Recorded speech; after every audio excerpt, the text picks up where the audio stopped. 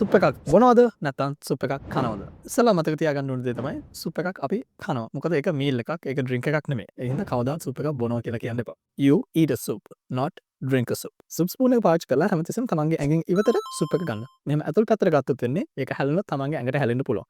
ඉවතට ගත්තම ඒක හැමතිස්සෙම හැලෙන්නේ තමන්ගේ ඇඟෙන් ඉවතට සහ බෝල් එක ඇතුළට. අනිත් දේ තමයි හැන්දේ හැමතිස්සෙම රත් වෙන්නේ තමන් කට තියෙන පැත්ත නෙමෙයි.